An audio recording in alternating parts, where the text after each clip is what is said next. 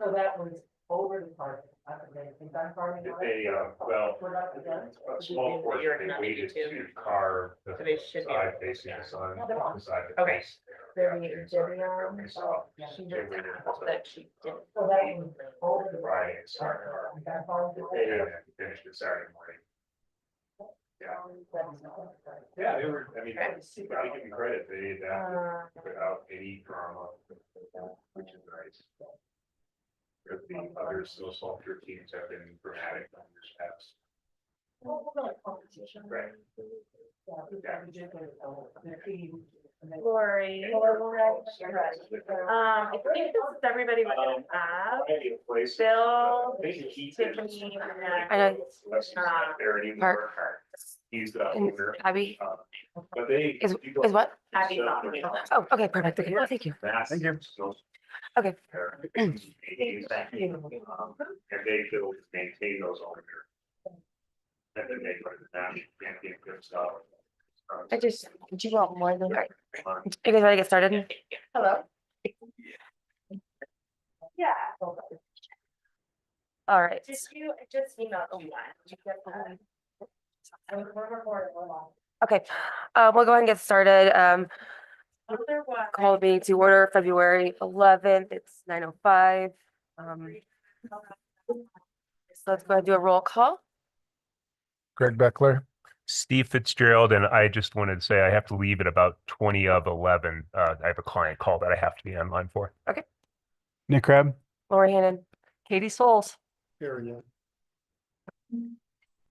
Abby, are you online? I am Abby Samuelson. Would someone like to make a motion to approve the agenda? So moved. Seconded. All in favor? Aye. And secondly, motion to approve the consent agenda. So moved. Want a second? Sure. Seconded. Whatever. Okay. We're all in favor. Aye. Open forum for public discussion. I said we're online. Can't see.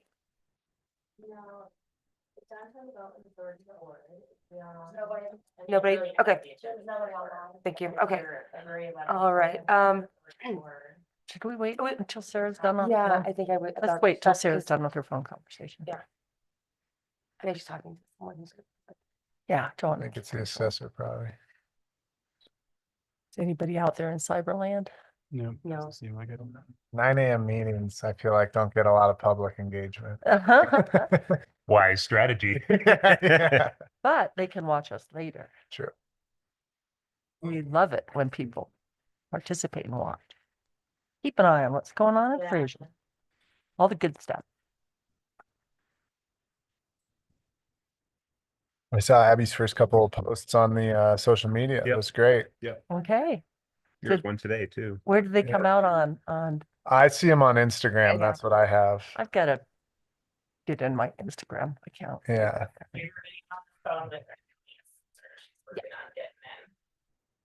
Okay. Is everybody sending their headshots? Yes. I had. I just did last night and haven't done a headshot in a long time. Yeah, mine was from like 8 or 9 years ago. It was the only one that was like of good quality that I could find.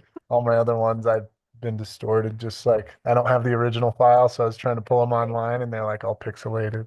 Mine are the old corporate power shots. Yeah, I got like a sitting power there in my tie. Yeah, I look very out of place in my tie and I'm suit. tired. I Come don't do over. those headshots anymore. It would be fun to put that in the budget to get some headshots. Hey, Abby. All right. So Abby's here. Morning. Morning. Yeah. So everybody, apologies for the late start ramble. Everyone has agendas. And we have Debbie Griffith with us. She is our assistant deputy assessor who previously spoke with us. We talked last week and it turns out that we have a bit less funding than we had anticipated. Okay. And so she's gonna kind of walk us through and help explain why that is. And what we actually do have. Great. Okay. Good morning. Good morning. So you ready for me to Yeah. talk? Yep. Does everybody have a copy of the spreadsheets that I sent you, Sarah? I Probably don't not. know that they actually do. Do you want to pull those up? I can send that to everybody via email. Otherwise, I can share it on my screen. Okay. Let's see. Let's start with the taxes paid one.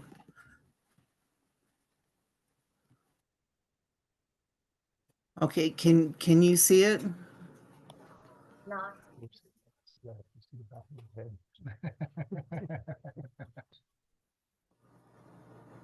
So if there's enough, I look at that one.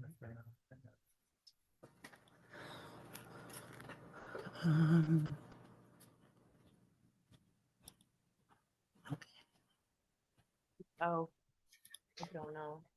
I don't think it is. TV's not on. Okay, I can did you? just email all the spreadsheets too for anybody that has their computer in front of them. We're still not seeing your screen. Did you try to click share share it? screen. I have it open and I click share screen and my arrow's green. Huh. Let me see if I can try sharing.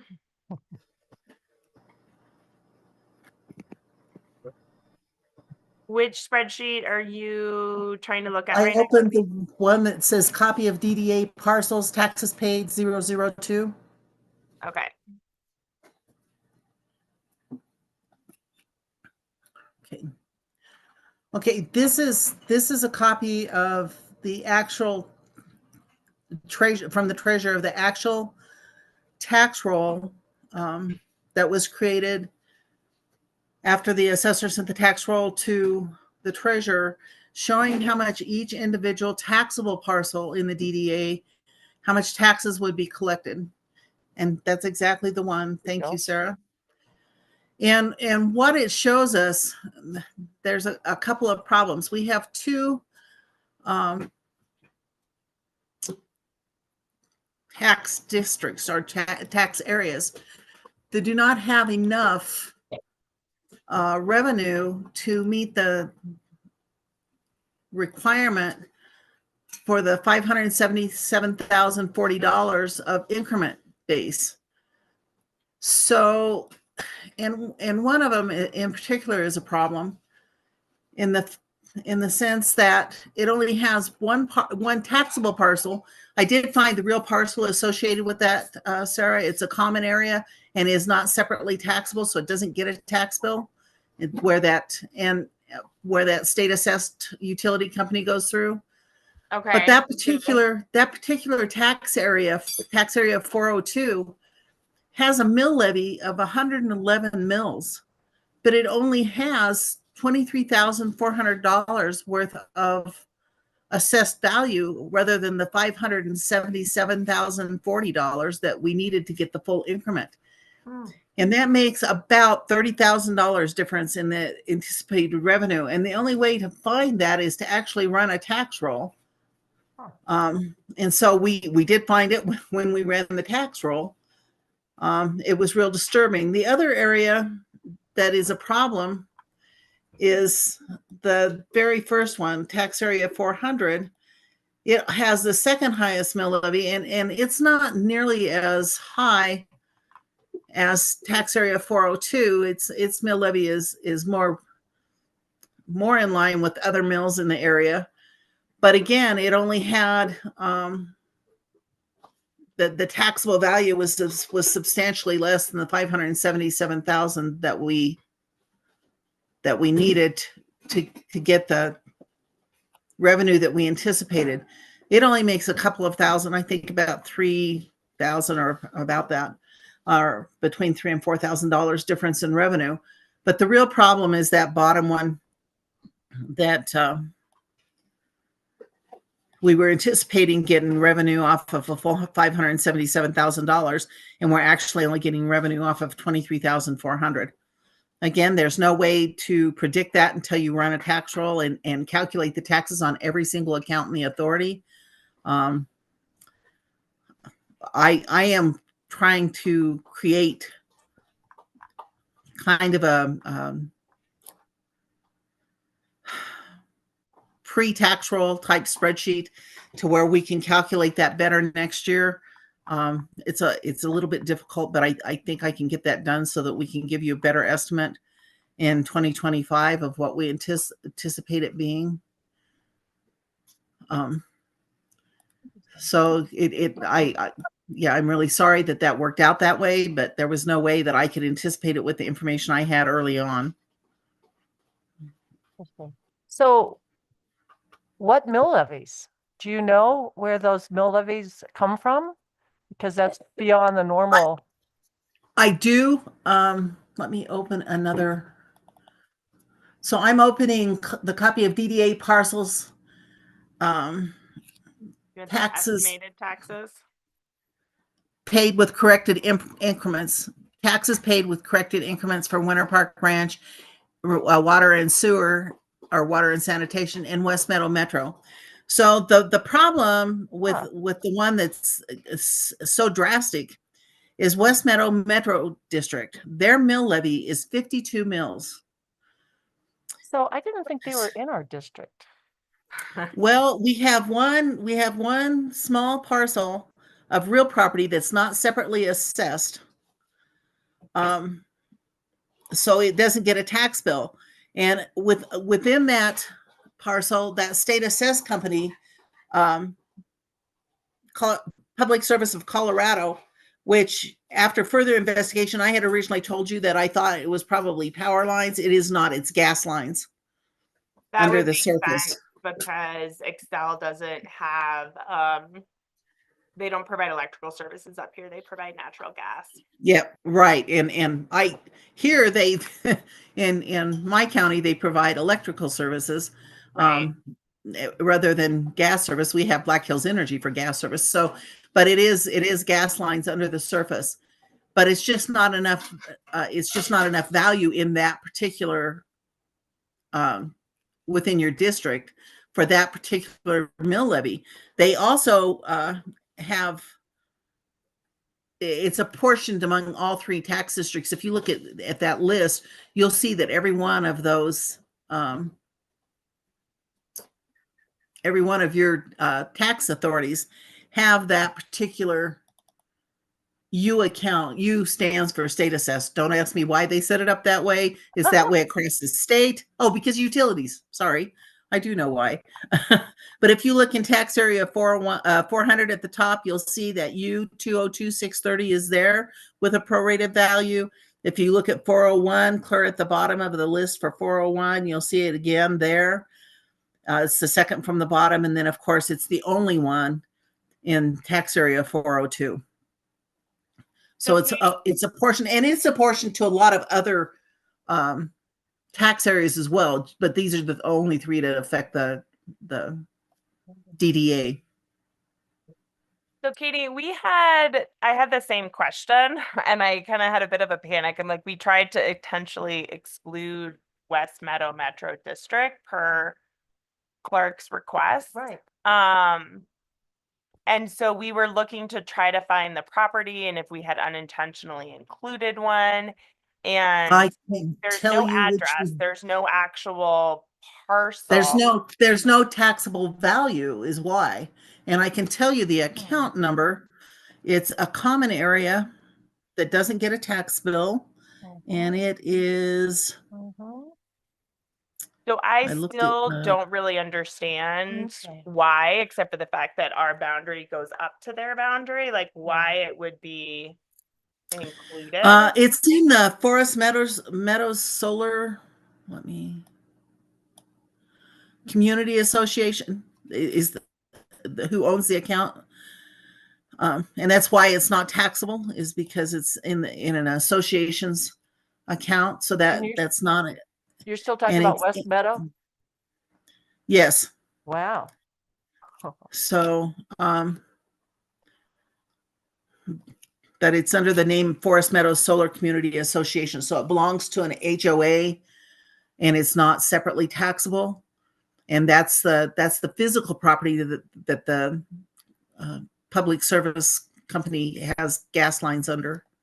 That account number, if you want to look at it, is sometime in the assessor's records, is R304101.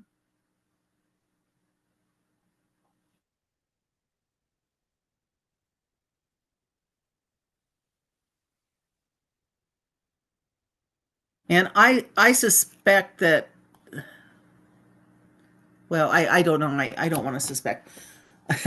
At some point, I would guess that Forest Meadows Solar Community Association owned that whole subdivision, and they only retained that one piece that's no longer within their actual tax district. But because it's a homeowners association and they still own it, it's not taxable or not separately taxable. And that's the one that the utility And they're goes under. connected to Excel, or I'm like sorry. Excel so are they, does Excel then have easements from them? I don't have, because the assessor's office does not track easements. I don't have that information, but that would, yeah, they always have to get easements. And the easement was probably granted at the time of the development. It's probably on a plat. The plat was actually created in 2005. I went back to the historical records, tried to find a copy of the plat. Because the assessor's office does not have tax district maps, and I'm not local to where you're at, I couldn't tell from looking at the plat exactly where the boundaries of the districts were. And I certainly couldn't tell where they were in 2005. But I suspect that there was a change sometime between 2005 and now of where that boundary existed. Or at least a change of what Forest Meadows Solar Community owned at that time. So we will keep looking into the Forest Solar Meadows. I didn't want to get too far into the weeds, but also did not trust that I would give a 100% accurate explanation of the discrepancy. Yeah, they just own that one homeowners association parcel, and it's in the boundaries, that it's in the list of parcels that you gave us. It's definitely within the boundaries of the parcel of the DDA, according to the map and the parcels that you gave us. Right. So my understanding, and correct me if I'm wrong, Debbie, is that Debbie initially kind of looks at all these different mill levies that impacts the DDA district and applies them to get that initial tax increment estimate. But then because particularly this larger mill levy actually applied to this one tiny parcel that doesn't have much value, it completely threw the numbers off. Right. And there was no way for me to tell that. If you go back to my original, the assessed value by year from 2023 base forward, if you go back to my original spreadsheet, the assessed value for 2024 was $24,829,650. That certainly encompasses the $577.40 that is applied to the increment. So there was absolutely just no way for me to identify that as being a problem, because the value for the whole thing was there. But when there was only the one parcel that was not taxable, and then there was just the little bit of a portion state assessed, it just wasn't enough value. All right. Well, we And have to change our budget. Yes. Yeah. And I will, like I said, I'm trying to create kind of a estimated tax roll spreadsheet for 2025, so that I can hopefully give you better information before the tax roll is actually created. Certainly, I know what accounts to address to get that. I'll certainly look at the U-202-630, and I'll look at all of the ones that are in tax area 400 as well. There's only 8 or 9 accounts there. And again, their mill levy is a little bit higher, not a whole lot higher than the other one, but enough higher with so many fewer accounts. The majority of your accounts are certainly in 401, and it has the lowest mill levy of of the 3 tax areas. And that creates kind of a problem. Let me see. I can open DDA estimated taxes for 2024. The mill levy for tax area 400 is 8.485 mils. Well, no, that's not. I'm sorry, that's not quite true. That's the mill levy for Winter Park Ranch. So in 400, the only thing that is different, it has all the accounts from that are in 401, but it has those 8, I believe it's 8 accounts that include Winter Park Ranch, and it increases their mills by 8.45.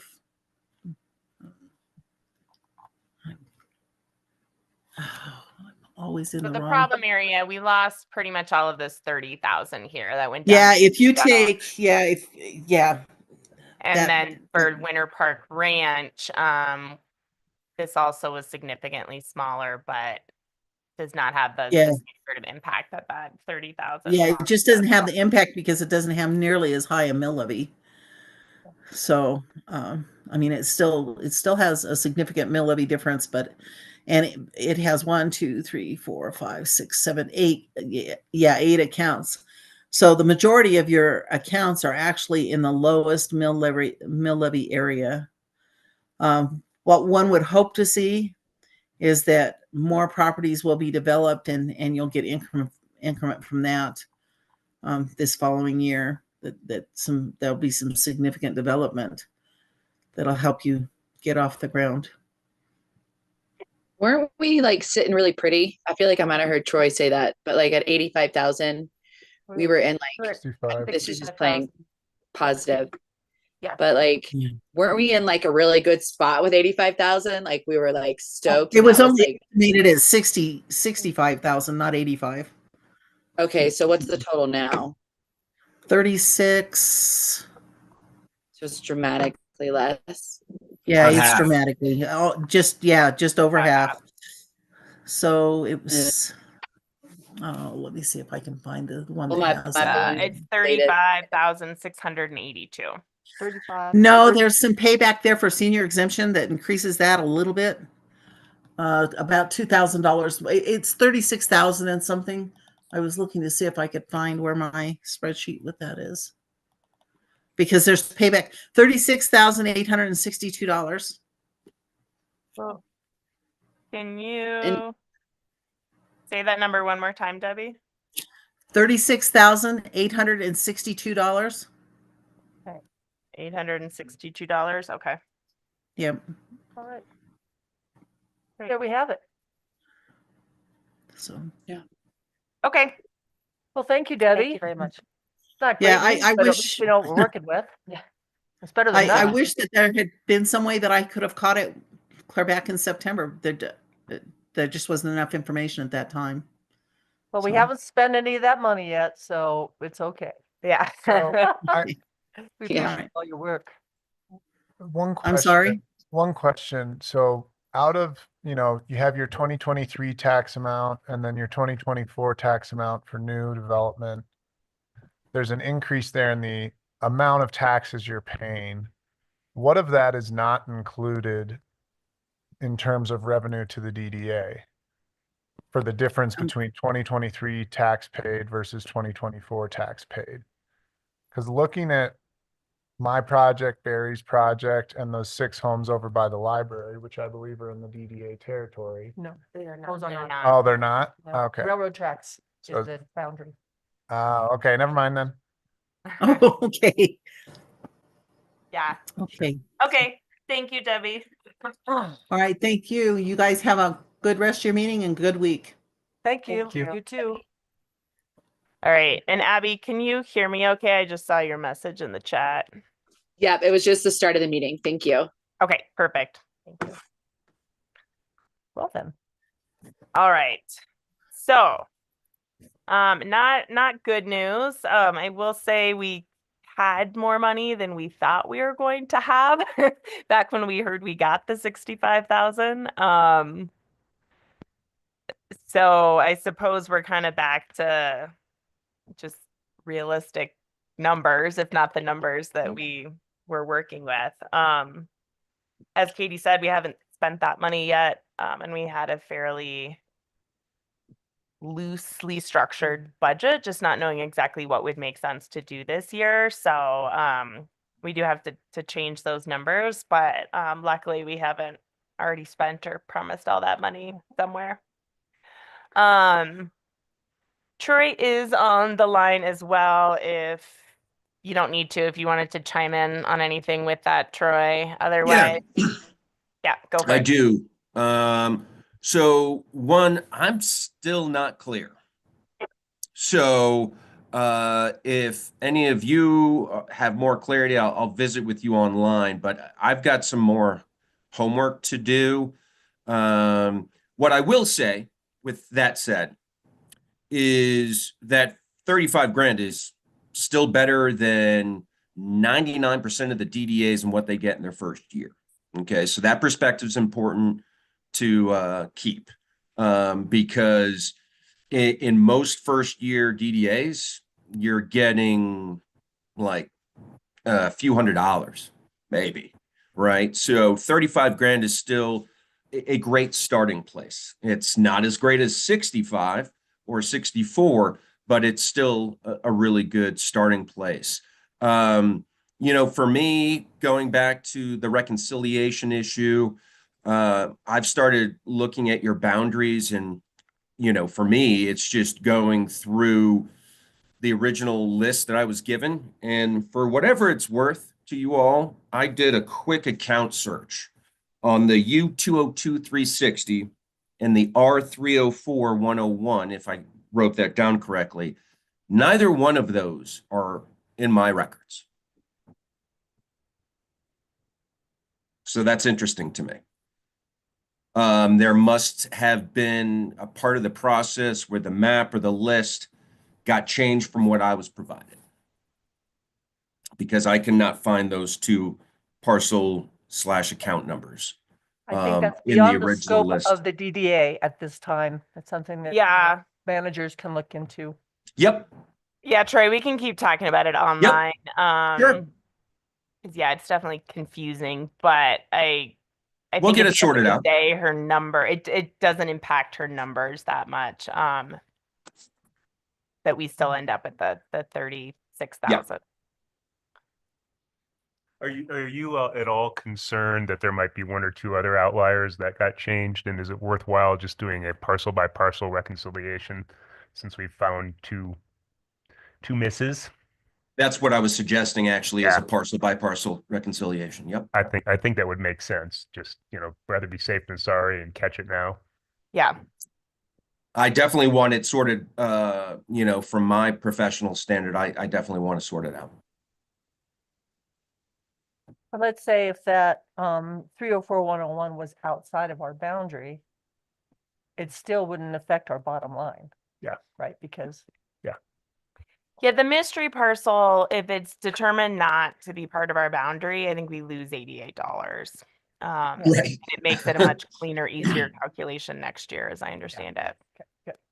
Sure, but to Yeah. Steve's point, to me, you know, I think a parcel by parcel will sort out anything else that might be there.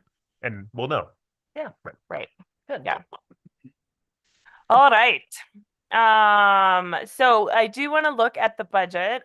Lori says we have received some money from the county, our first disbursement. Do you want to say anything about that, Lori? How much we get, Lori? $2,062.64. $2,062.64.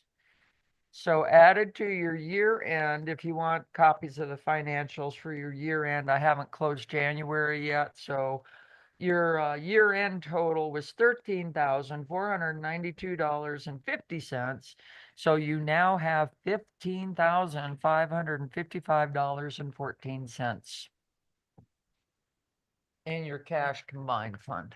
Okay, what was the last number you gave me? 15,000? $15,555.14. Okay. 1 5 5 5 5 1 4. Okay. 13,015. 15, that one. 15, 5, 5, Oh, 5. 15, okay, I totally was So off. in that 2,000 disbursement, that was for the 2024 increment Yeah, so far, out of that 36 yeah, it would have had to. some Oh. that's expecting from the county. Okay. Yep. Yeah. It's what the Grant nice. County Treasurer sent you, so. Interesting. So that's been received into your accounts. So that 15,555.14. Oh, that's our total. That's cash. Okay, the amount we had left over was 13. Yeah, 1,000 the and- total you wound up with here, you're gonna have this one. So that included the 30,000 from the town. Yes, and I believe we still have some invoices to pay Yeah, we do. Troy for last year, so I think that number is actually smaller. Yeah. Good. So, Okay. all right. That's okay. Thank you. 16,507. I got a couple. To Troy and to.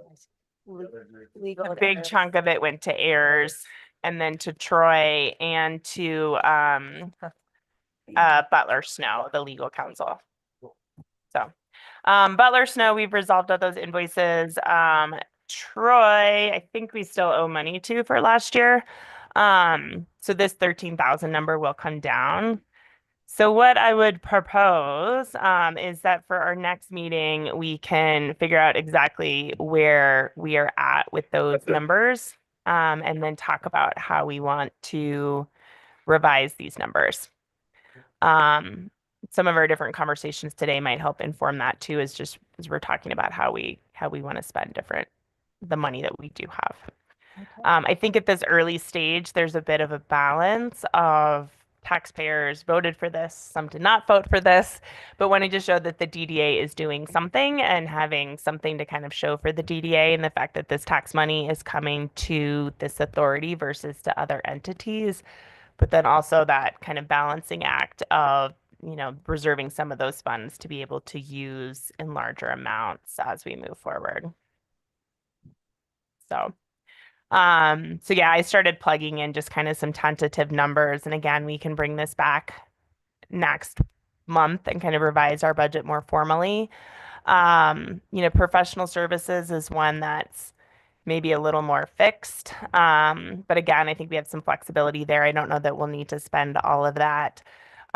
Troy services are estimated to be significantly less than this. If we were to be presented with a developer agreement kind of thing and needed somebody to look at that, that's where we'd incur more of those professional services. If we wanted to bring Downtown Colorado Inc. in to do something, that would be a larger professional service. But most of our money was there and then kind of in those district enhancements. And we'll talk a bit more about community outreach, and then, miscellaneous is miscellaneous. So, again, it wasn't a very defined budget, so we have a lot of room to play with it. Based on today's discussion with the treasurer's office, should we expect the next year to be similar to the 30-something? Correct. And that is, I guess, kind of the unfortunate part, is that is the base that we are now kind of building off of. But again, new developments as they come online is where we are expecting to get the increment. We kind of just lucked out timing wise that we got that initial increment from like the Coast Lake buildings. And On the Railroad Avenue addition should be somewhat significant, 3,000 or 4,000, and then Strom should be another. Coastal Lake was 34 or 20, yeah. Should be another 15,000. So yeah. What's the Railroad Avenue? those people that built a tiny home behind, I think it was 240 Railroad Avenue. Yeah. It's gonna go up something. Yeah, Okay. 'cause there was, True.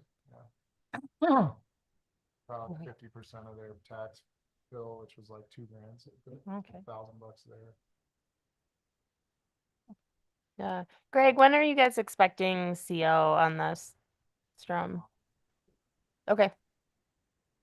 Great. Greg, what were you saying about a tiny home or an ADU? Someone built one in 24, so it was after the appraisals at the beginning of the year, so it'll happen, whenever they do appraisals, it'll every 2 it'll years. come every 2 years, so 25 or 26. When it appraises at $4 million. Yeah. It's a residential property. Not a lot. Yeah. Okay, great. Well, thank you, Sarah. Yeah, it should be pretty easy. That looks good, what you did right there. Okay. But we'll talk about later. Yeah, so we'll bring this back and I'll work with Lori to make sure we have the accurate number for what's really left from that. I mean, this is the rollover number, but just making sure that we've paid all the invoices that really were for work last year. Right. And we'll go from there. Okay. And I'll be in contact with, because. Is your microphone on, Lori? What? Oh, is your microphone on? Thank you. Is it on now? Can you hear me? Okay. Yes. I'll be having to contact this went down to the state. This budget's been submitted to DOLA. Oh, I may have to be looking into how to send them an amended budget because that's a substantial change. yeah. So I'll try and take care of that for everybody and you. we'll get it back in line, just so we're not irritating them because, they don't like it when you way over budget. So, yeah, we're gonna be way under budget. So, are you on a timeline for that you have to get it done? Not really, but like I said, I'm gonna go call the Office of Budget, Okay, the State Office of Budgeting, because they sent me a nice email and I've got a phone number, so I'll call them Okay. and ask them some questions about it. okay, thank you.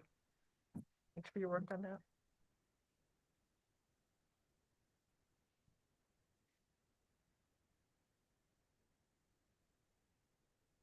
All right. Troy, you've got your hand up. Yeah, I was just going to say quickly in terms of annual revenues, absent, the real thing that is going to change, your assessed value and your increment assessed value is new construction, as we've talked about.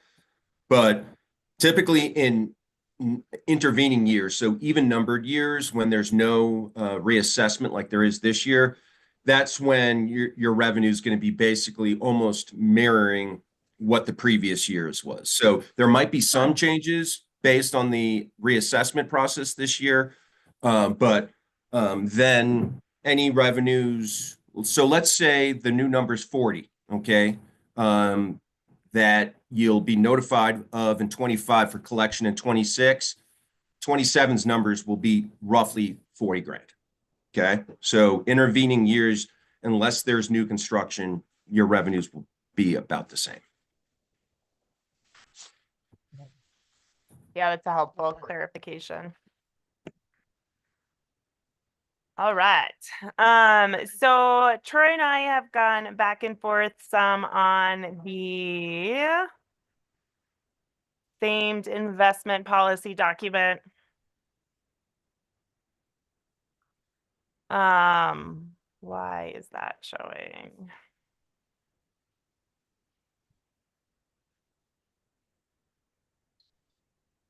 I can share mine too. Oh, there it is. Okay. Yeah, if it's easier for you to share, you're welcome to do that as well, Troy, if there's. No, all good. I'm happy to start when you're ready for me. Okay. So we've gone back and forth. Troy, I can let you, if you want to talk about any of the changes that have been made. Sure. So Sarah's accurate. This is another, I'd say, pretty new turn. There were a lot of changes, some clarifications I added throughout the document based on Sarah's comments. One such clarification is on page 2 in red line that shows that currently this policy does not contemplate the collection of sales tax increments. So I felt that that particular clarification was an important one based on our conversations. Sarah very kindly kind of changed some of the grammar, and that's typically around voice. And again, I think that's just stylistically a difference, but it's the one we're going with. So we changed the tense and kind of voice, if you will, in a lot of areas. And then The more newer material from the last version is going to be around the grant programs. And I was really trying to envision, based on other DDAs I work with and get exposed through via DCI, is that there are typically multiple grant programs, typically around size or scope. And so I've got improvement and facade grant programs.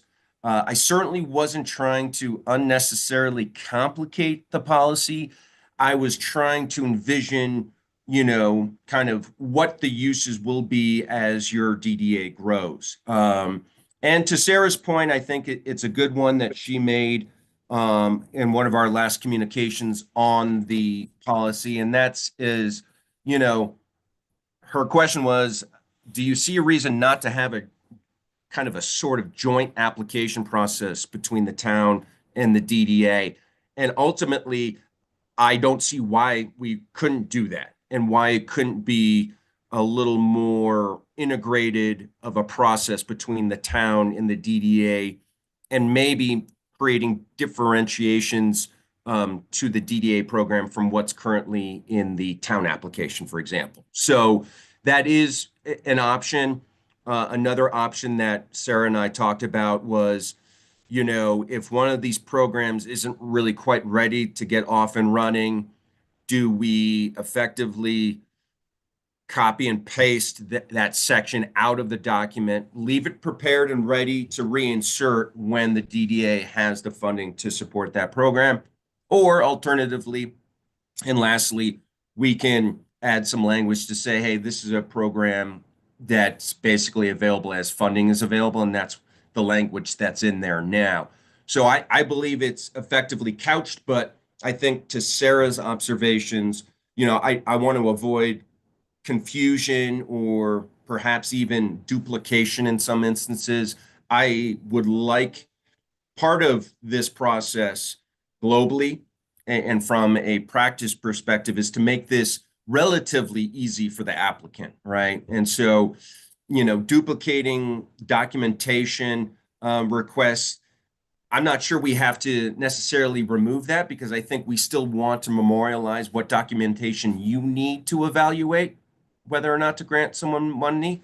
But I think there's some efficiencies, if you will, that can be created through some kind of joint application process. And Sarah, if I missed anything, which I'm sure I did, please let me know. I have a question before you move ahead. Oh, sorry. I'm not moving ahead yet. Yeah, it's moved. The top line, it refers to the board improvement, the first sentence. The board may establish, so which board? DDA board? No, Or that's town the board? DDA board. Why don't we put in DDA? Just in case there's a question later. Okay, I'll have to make that a global change because board is mentioned a few hundred times in the document. Okay, so, well, then that's spelled out at the very beginning, that board. Yeah, I think since it's the DDA's investment policy and document, if it's anything that related to the board of trustees, that would be specified. Okay. You know, and so long as we're here too, again, my only feedbacks are on fonts and font colors. As we're rolling through these, the other board members too can decide if it's just me being picky, but I feel like the colored fonts need to be deeper and darker. That is one matter. I have not been shared the color palette, but that's something that can be easily done. Great, thank you. You bet. Happy to do it. Troy, this is Steve. A question for you, and this contemplates a future discussion, probably several years down the road.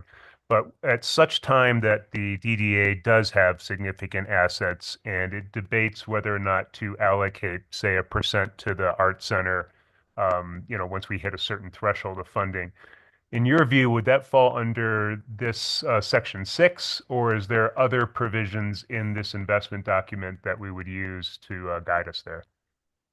So that's a good question, Steve. And I think that it is contemplated throughout the document. It is not specific or explicitly called out because that would be, I think that's a more nuanced conversation, one, but I think these are for deployment of cash with an expected outcome. I assume that would be the case for the Art Center contribution, but for me, that is something that's kind of in a gray area between the plan of development and this policy, meaning it can absolutely be done and it is contemplated in the plan of development and this doc. It's just not explicitly, because for me, that kind of falls into an area slightly out of grants or a reimbursement agreement.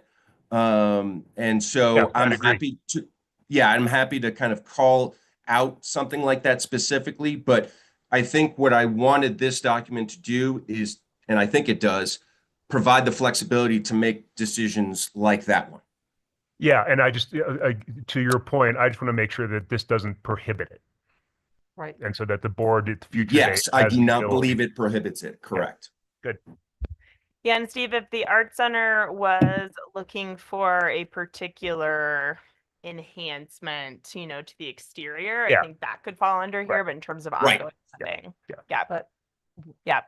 And to Troy's point about kind of the change of voice, since we have not actually adopted one of these programs, since we don't Right. actually have funding for some of the dollar amounts that are suggested on the grant side, I just wanted it to be written as the board could adopt this, right? There's kind of an outline there to adopt this, but we don't currently offer this program. And so just wanted that to be clear. Sure. So one question, say we go after that CDOT Revitalizing Main Street grant, Yep. which I think we should. I agree. Does that then need to be dispersed through the DDA, or could that go to fund a grant program that we offer ourselves? Or we need to have a clear, hey, here's how we're going to use the funds for just getting that CDOT plan? Or could we potentially get that grant to give on a business by business case for people improving their facades, rather than going and say, hey, we have 200 grand, everyone put up a flower basket or whatever, whatever we could Right. do holistically. So this CDOT grant, the DDA could provide the match, and the CDOT grant requires a 10% match, if I'm remembering correctly. And so I think it would make sense for if the DDA were to apply for that grant, the DDA would budget for that. Troy. Yeah. I am trying to think if elsewhere in the document, if there's anything kind of specific to going after something like a CDOT Revitalizing Main Street grant. No, funding and I match mean, amounts. there is some mention that you should always look and seek grant funding out. And that is just a general statement of fiduciary duty that you're always looking for free money.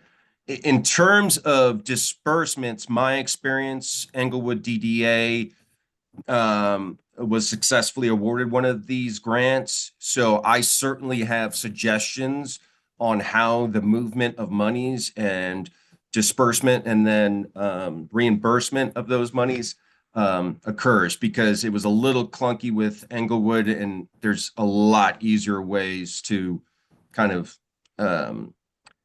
track the funds that are being spent and then being reimbursed through those grants. So happy to make those suggestions at the appropriate time.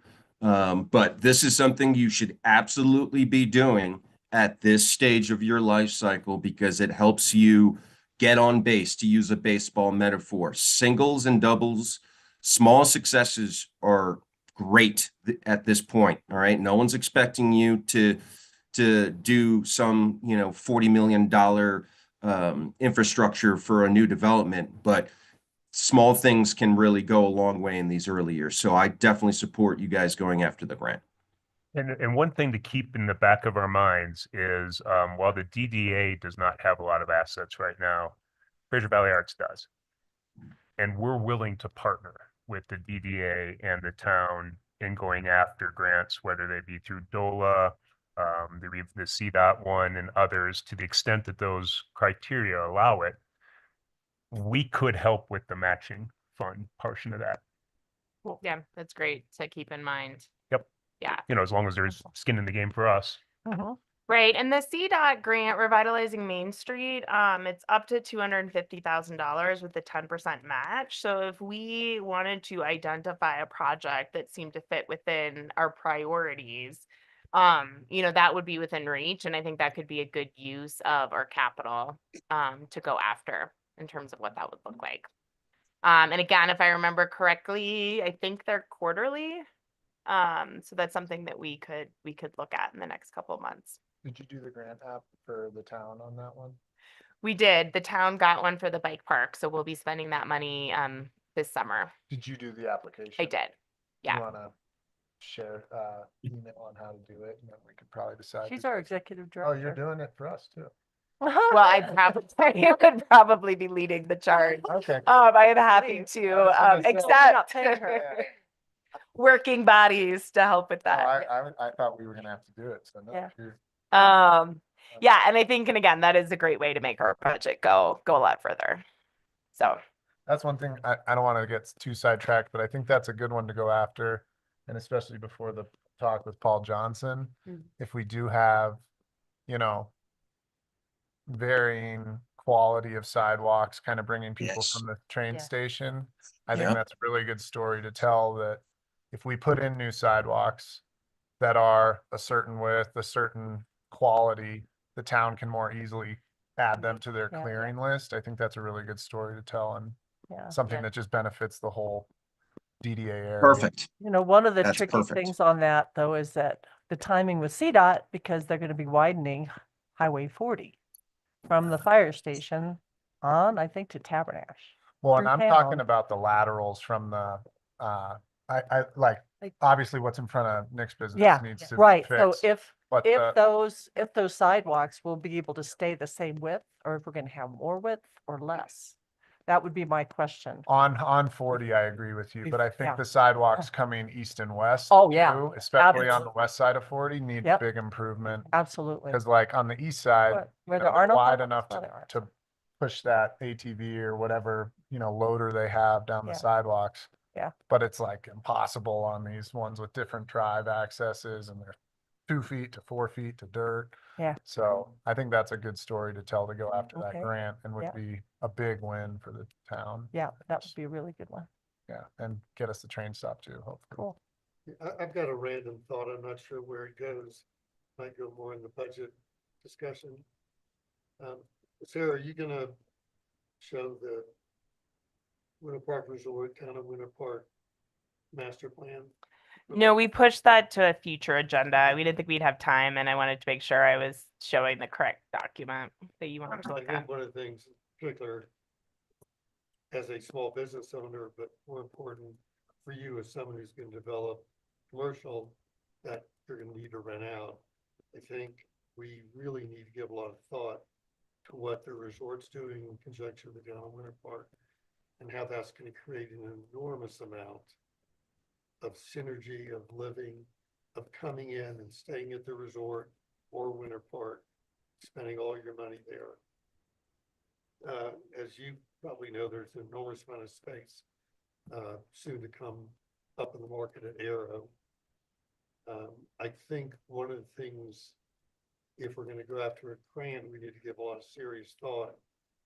And maybe, I'm not sure what downtown Colorado Inc. does, but if there's some way to spend a small amount of money with some consultant that's gone through this, can help us figure out how we can deploy capital and hopefully get that grant.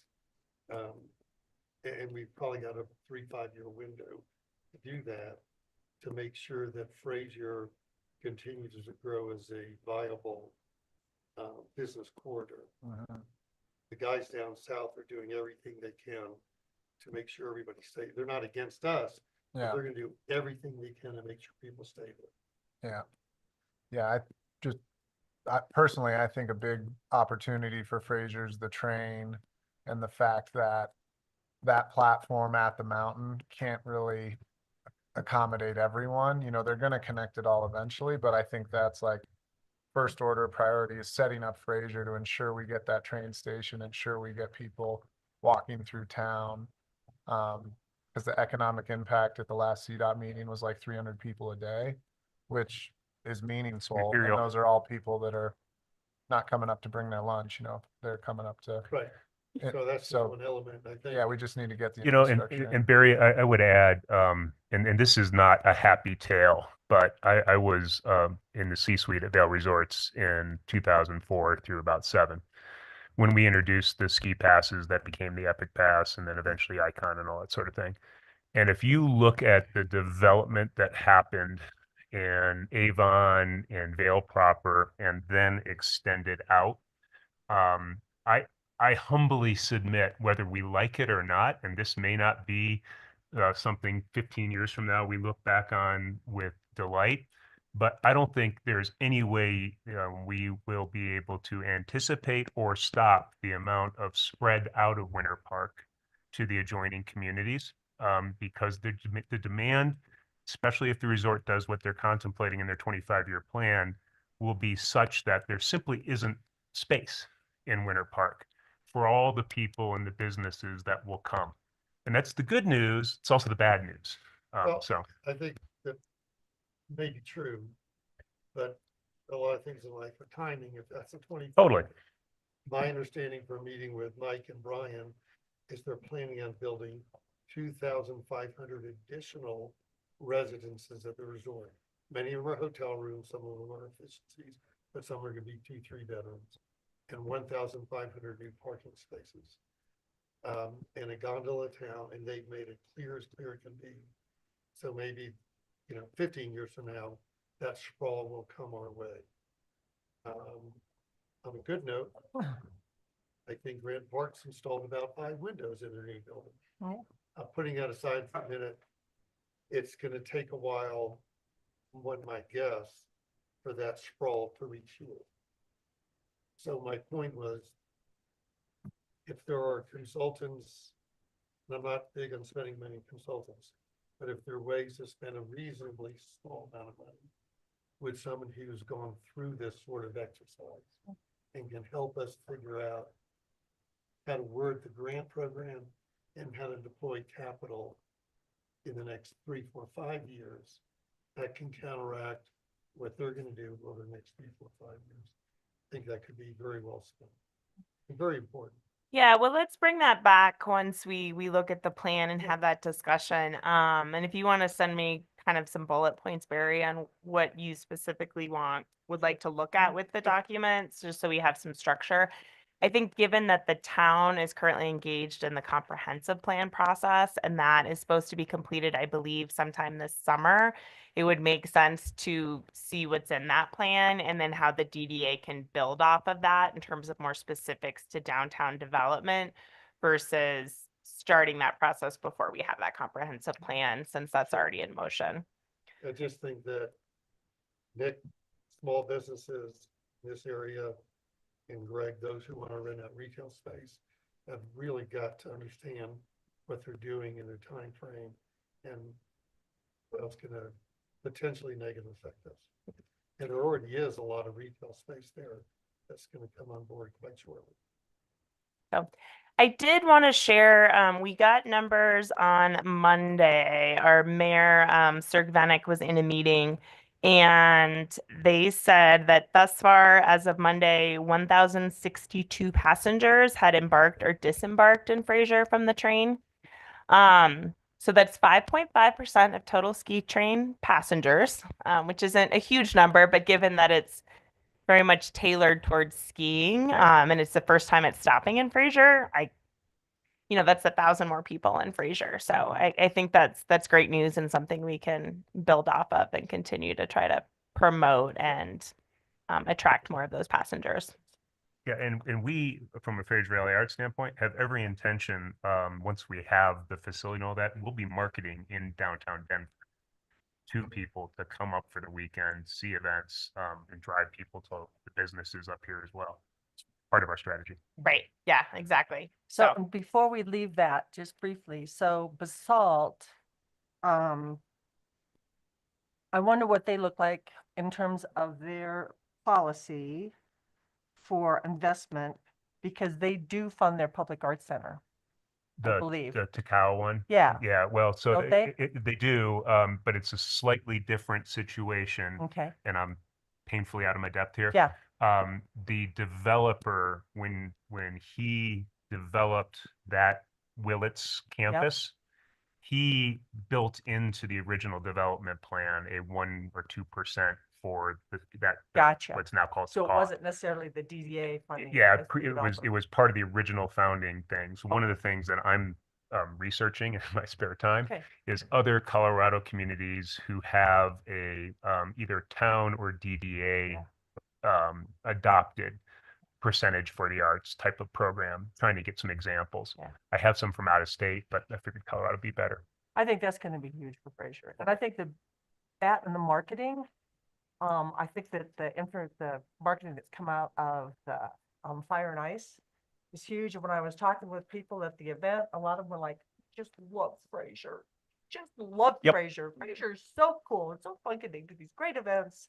So I think that that's gonna be a big part of what's going to keep us afloat is we're not Winter Park, we're Fraser. Anyway, that's all I have to say about that. Yeah, no, I completely agree. And I think there's real opportunity there. Yeah. I also get Barry's point that, it's one thing to see a 15-year vision. It's another thing to prosper in the near term.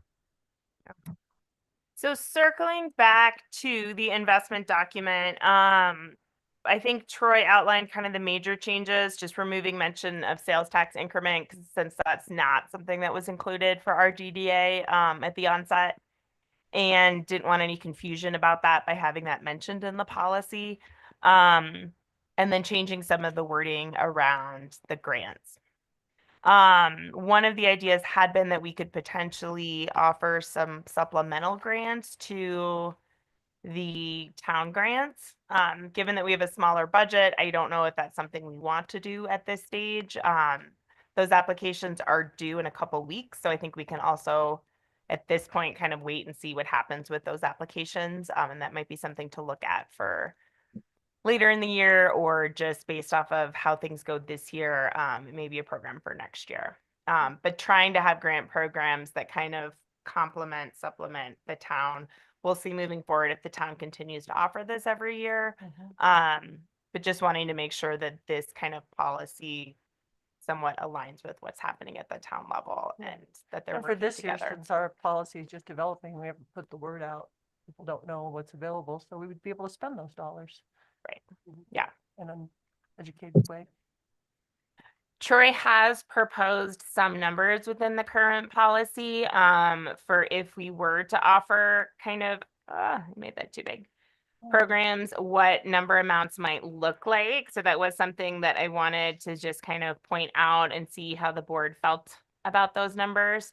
Again, this would be something in terms of a grant program versus a developer improvement agreement would work a bit differently, because that would be money that would be coming in based on kind of increased tax increment revenues.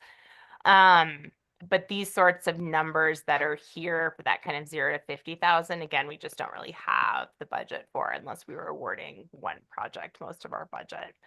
But if those seemed like reasonable numbers to kind of be working with in the future, or if we wanted to shift those numbers some. And I'll simply add, the starting point for those numbers is,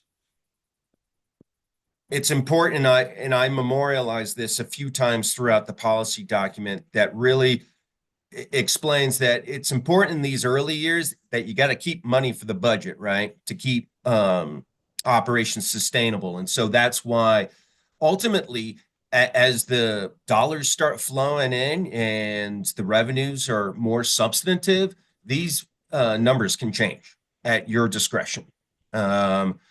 I just wanted to let you know where I was starting, because for me, I need you guys to be disciplined in how much you give out in these early years so that you're not getting over your skis. But eventually, like, for example, right below this chart, I say, at no point shall you ever give 75% of, potential TIF away, or of a project cost away. That's something that can, an exception can be made to. I would tell you, and I would recommend to you not to do that in your early years, but as revenues grow, like for example, Grand Junction DDA, which is 38 years old, 40 years old now, they oftentimes give out 100%. So, but they're a mature DDA. So, long and short of it is, this is meant to be flexible. You guys can change these numbers. There's nothing really more scientific than other than the importance of keeping some dollars in to sustain operations. That's all I have. I would agree with the comment about keeping dollars in to sustain operations. However, I would kind of counter the rationale behind the reducing percentage and just the percentage overall. Like, I think we want to get wins on the board with businesses playing with the DDA. And I just worry that it wouldn't quite be an incentive enough, or, you know, like I see us maybe doing a lot of 100% or higher things to get businesses to interact with the DDA to help grow awareness. So I just wouldn't want to be limited in our ability to do that by this document, if that So- makes sense. And don't- Troy, I'm not clear when I read this, what that percentage is of. Is it a That- percentage of our, it needs to be spelled out. Is it a So percentage of above, our it's kind of budget? confusing. It's It's the max project amount. Yeah. Oh, it's just, I see it's extended from that page. Thank you. Yeah. Yeah, so- the That's below pagination that needs was to be confusing. fixed before we finalize. Project amount. Gotcha. Thank you. But that would be my thought, Troy, and I'd love your. kind Yeah, of- yeah. No. I completely agree with everything you said, that nothing prevents you guys from supporting. Oh, sorry, my camera's off. Nothing's preventing you guys from contributing in the manner you described to local businesses. The only thing that I'm really, again, guys, you know, if you're going to give 100%, the concept of return on investment is a little esoteric when it comes to DDAs, because sometimes there's just not that clear calculation of return on investment. But if you guys are going to give 100% to a business, I do want you to keep in mind, hey, it is the payoff for the broader community, is the payoff for, you know, coming into a underused or revitalizing an old asset, all those things. I just want to, nothing prevents you from giving 100%. I just want to make sure that the DDA and the community is getting something out of it as well. Yeah, and maybe those instances are pulled from a different budget line item, like awareness or whatever we called out. Right. But I just see that as being kind of the activity we play in for the first couple of years, since we don't have a ton of money. Yeah, and again, we want the policy to accurately reflect what we would like to do. It is meant to be guidelines versus absolute law, and it does remain a working document that we can continue to revisit and revise. So, no. Do we have, I don't want to like sideline it too far, but the priority budget line items where we want expenditures to go? So when we're grading how we put the expenditures, we know what a priority is. Yeah, I mean, that kind of comes out of the work plan and then the proposed budget for the year. So again, we had a lot of money at this point, kind of between kind of professional services as we lay the foundation. And the document, Troy, the investment document kind of does mention that in the earlier years, there's going to be higher administration costs and Yes. things for professional services until we get more money. And then most of that will be going more into kind of that district enhancement category where our other big chunk of money is. But in terms of like in terms of downtown enhancement projects specifically, more structured into that. Yeah, so the document outlines criteria that would be used to evaluate kind of the value that the DDA would see in a project that we were looking at investing in. Okay. Is that what you're getting at? Yeah, like a cheat sheet. So we're like, okay, you know, we have $30,000, we have administrative stuff, and then in the tangible department of what we're presenting to the, you know, what we're saying as proof of legwork, right? To instill confidence with the community. like what would those projects entail and what would our budget be left for those projects minus administrative stuff? And I think I have to dig into the document for that, correct? Is what you're saying, to see like what we would want that money to go towards? Yeah, I mean, it kind of talks about, document. There's the worksheet at the bottom that helps us with prioritizing, so. Yeah, so as one of the appendices, there's kind of a scoring matrix that talks about different areas that we would want to prioritize with projects. And again, this is kind of taken from what's in our plan of development. And then again, our work plan is kind of overlaid with that in terms of our upcoming priorities to focus on. Yeah. Cool. Cool. Yeah. Thank you. So if people feel comfortable with this, in an effort to kind of move forward, and again, recognizing it's a working document, we'll keep revisiting it. We can make those formatting changes that have been suggested. But I will go ahead and if we do want to have a motion to kind of approve it as an ongoing working document, I can also post that to the website so that that is available to the public as well to kind of see how we're operating and kind of, again, in line, how it lines up with our priorities for investment. My only other feedback before we post it, I've noticed that I think it's the font changes between your input and Troy's input.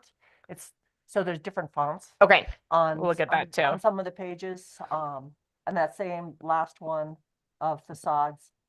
That, okay. Anyway, so if we just carry that out too before we post it, just so Of course. we want it to look really good. Colors Back and in the fonts, colors. yeah. Get those colors in deeper.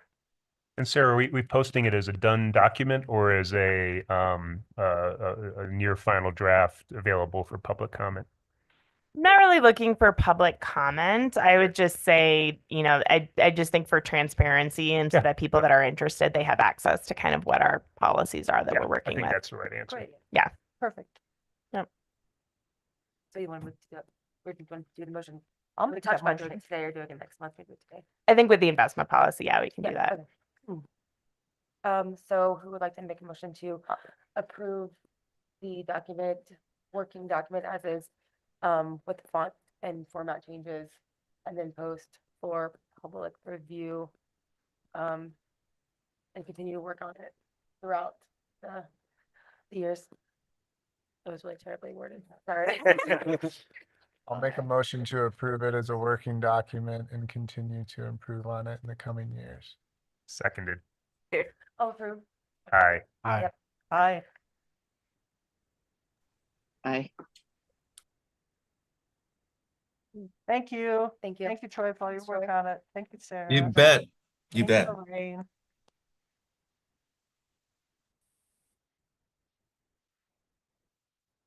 All right. So next up, we have DDA community networking events. And I think we can do this pretty quickly, and then we'll move on to Paul Johnson and snow removal.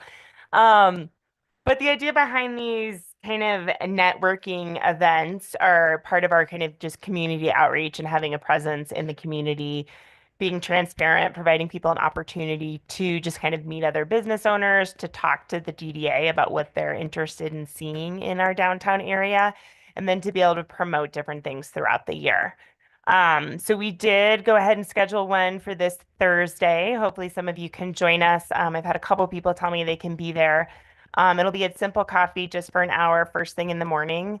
I really try to promote kind of the business enhancement grants. Mayor Sirk-Venik is planning to attend as well.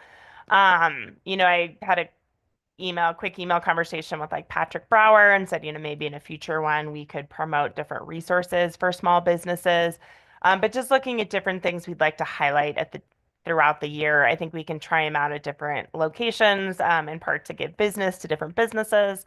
Maybe we could do one here at Town Hall just before a board meeting, and try to be strategic, pick an interesting board meeting that people might want to engage in, but as a way to try to get people interested in our meetings and what's going on as well.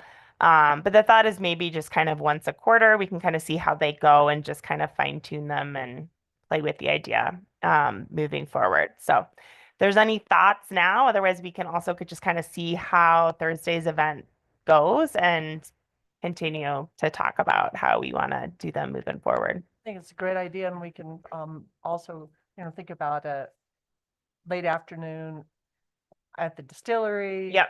And late afternoon at Fisher's and That our was our discussion with brewery. different I'd be a times, little different tight at your times, yeah. place, but Oh, yeah. come summer, Everything is. I think we were talking about different times of day because not everyone can meet in the morning, not everyone can meet in the afternoon. So throughout the quarters, moving them different days, different times, different locations. Yeah. To accommodate everybody. I think it'll be great. What time is Thursday? 8 a.m. to 9. Eight. Yeah. Yeah. Yep. Okay. And we'll just have a coffee tab. And I think this first one we can probably split between the DDA and the town as well, since the focus will be on the business enhancement grants, but yeah. Great. Any other thoughts, comments, or I'll hand it over to Paul to talk about snow removal. I'm not sure what you guys are looking for. I thought you guys would kind of like a workshop, but so town code requires all sidewalks to be maintained by the property owner, leasee, tenant, whoever's occupying that space. And it should be cleared within 24 hours. So that's the sidewalk, the curbs, the driveways, anything in front of the that business or that property is to be cleared by the property owner, tenant, leasee. Looked up some other localities that have the exact same language. So Dillon, same language. Steamboat, same language. And then chose Wheat Ridge down the Front Range because that's where Alan came from. Same rules there. Winter Park's code is written differently, so I couldn't find it in their code. Granby, but I understand they have the same rules at Winter Park and Granby. They just don't use Muni code, so it's not as searchable.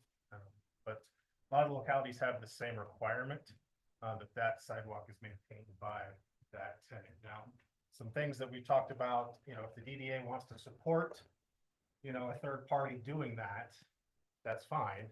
But when town goes through kind of downtown, they're using the box blades.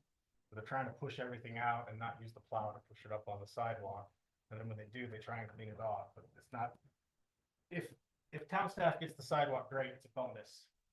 But it's not something that the town is actively required to do. So the guys go out and get it with the side by side. When they're coming to clean up what they've done on Highway 40, that's great, but going out and cleaning the sidewalk is the responsibility of the property owner. So what it's worth, one of our friends had a wedding in Steamboat a week ago, 10 days ago. So we went, and if that's the requirement, they are not doing a good job, either the business owners or the town. So I will commend the town of Fraser. You all and the businesses do a phenomenally better job at Steamboat, who I assume has a lot more money. Sarah just last week was in Breckenridge, the sheets of ice when you walk their sidewalks. You had to, there were places where you had to circumvent a crosswalk and walk way around to not go into a big pile of snow in Steamboat. I was chuckling when you said that about Steamboat. Yep, well, yeah, because they require the property owners to do it, so. And they're just not doing it. I mean, I know that. I mean, I'm not gonna go out there 24 hours after snow and make sure somebody's cleaned the sidewalk. That's not what I'm doing. No, but I see your side by side come by. Yeah, they come by because when they're. And when I they're will point boxing out those it- parking spots, that snow gets over there sometimes. I blow our sidewalk the days we're open, but I just want to say that what your guys do is very appreciated. So I'm not sure, I know the DDA wanted to look at that, so I'm not sure what that looks like. Especially finding somebody who will consistently be there on time to do it. I was in Frisco, it was a Friday to get Saturday to get my son's haircuts, and I guess the guy's been paying somebody to do his sidewalks all year long, and Saturday was the first time they've ever shoveled the sidewalks. So there's always that concern that you're expending funds and then they don't show up. I know I'm always on there seeing people asking for snowplow, getting in their driveway, shoveling their, they're like, I can get you this one time, but I can't commit to you every event because I'm already overtaxed with what I have. I can come help you right now, but I can't guarantee that it'll be there within 24 hours of the snowfall event. So I think it's finding, that's something the DDA wants to explore. It's finding a contractor that's willing to commit to doing it. And then whoever that is, I would then coordinate with Jeff, my street superintendent, to make sure that we're not overlapping or getting in each other's way. Well, and I'll let Nick talk too, but I think what brought this all up was like your situation in front of your business too. It's almost impossible to keep up with what gets thrown onto the sidewalk. And then where I had kind of thought this could go was, you know, the new town code in downtown, if you're building new, is 8-foot sidewalks, or whether it's in code or just what people want to see. And so if we do look at going after a grant to improve sidewalks on the west side of 40, can we design that in a way that makes it so it is something that the town or another group can pick up? Because there are businesses that are open from, 4 to 10 PM, and there's businesses that are open in the morning, and just not having a consistent, clean sidewalk, if we're gonna invest in putting new sidewalks in, seems like if we're gonna solve to redesign the sidewalks to make nice sidewalks, let's also think about how we're gonna plow them consistently, was where my mind went with it. And so I don't know if there is is it just 8 feet because that's what's in the code and that's what works for the new, or for the guys that push the snow, or what makes the east side of 40 easy to plow that's not on the west side? How can we, Sunshine. just sunshine? Again, Yeah. that's the fact that that east side, that angle that it's running, get 3-4 hours of sunshine, that's it. It's Yeah. behind shade. I mean, my biggest headache is right in front of the Shell station, because no matter what we do, there's a sheet of ice there because it never sees sun all day long. Yeah. I'm actually looking into different products that supposedly works at a lower temperature, but when we're -44, we're not getting that up. They can't even pick it up with the motor grader right now. Well, and that's kind of where my head went, is like, you don't want to allocate town staff time and effort into picking a chunk of ice for 2 hours that, doesn't help anything. I think the hardest thing is just because the hours of business are not the same. It Mhm. doesn't snow consistently. It's not like it snows every overnight. You can be there in the morning. Yeah. It's really hard to stay up on it if it's not that 8 to 5. If you're not coming in until noon, then something's already turned to ice. Yeah. Because it's melted a little bit, and then the sun has moved just far enough west that it's shaded or 20 degrees. Well, and cause like, I guess maybe I had a misunderstanding of the town's public works. Like I thought there were certain sidewalks that you guys are clearing. It's just kind of, if they have time, they'll hit They're them. hitting them if they push a lot of snow over there, they're trying to clean it off. Yeah. They're not going to clean. So Fisher's Bar, the first year I was here, whoever they had hired was just dumping all their snow off the roof onto the sidewalk. Yeah. And so I had to have a conversation with Katie, like, hey, she's like, they're not supposed to do that. Yeah. So it's more just that constant communication between the town and whoever's doing the work, that we're not causing each other headaches. Yeah. So, if they know we're coming, maybe they can shovel it and we can get it, or if we get it, then they know. I mean, we have the same problem at Grand Park. Yeah. They like to get out at like 4:30 in the morning. Well, that's not a priority road. Yeah. From the subdivision, and so the people get mad that you road the driveway again. Well, snow operations, sorry. Cause is there an opportunity then, and sorry, I'm talking too much, but is there an opportunity then to clear the snow? I'm thinking like leaves on the East Coast, clear the snow from the sidewalks into the streets when you guys are hitting it, if there is a consistent time with priority down, like getting that first priority for downtown road. Well, so the priority for 40 would be whatever those hours are that you're not allowed to park there. That's when we're trying to get it. So Yeah. there would need to be somebody on the sidewalks early to get it, so that box can come through and grab it off the curb line. And CDOT does the plowing on 40. Well, they plow 40, but we go through and catch all the parking spots. Yeah. Uh-huh. And then we go help a lot of it. So like the Safeway light, we try and clean up some of those turn lanes because they just, Yeah. yeah, they're not as consistent. Yeah. Well, and it seems like part of the issue is not so much the initial snowfall as just the ongoing freezing and melting and that kind of ongoing constant maintenance that you need to keep the ice off the sidewalks and stuff. Yeah. It warms, especially when it warms up to 40 degrees after you've gotten a good snowfall and everything's just So I think the problem remelting. last week flooding was, it melted in front of businesses, but the drains weren't open. But they were still frozen solid. And so I think with part of the stormwater program we did last summer, we've identified a lot of culverts that are maybe silted in a little bit at the end. So going into this summer, giving us kind of a roadmap of what we need to work with and open. For example, if you're leaving Lawrenson Park and headed to the south, there's a giant CDOT culvert that goes into Elk Creek on the west side of the bridge, but it has almost no outfall, so it just holds water and then it backs everything up. And so just finding those and getting those open, and then just trying to make sure that, for example, as we come down past Kozlik and head down towards where the art center would be, making sure all that's open, because that's all tied to the drainage in front of Camber. That all leads this way and it goes there, so if it's blocked at the corner of Fraser and Doc Suzie, if it's frozen, it doesn't matter if it's open on 40, it's not going anywhere. So it's just trying to keep up with the freeze thaw, see what we can do. I have that problem right now at 40 and right there by Vicious Cycle. I have to release some water from the ponds because there's a call on the river, but generally that floods because the pipes are still frozen. So. And the whole point of me bringing that up was not to complain or anything.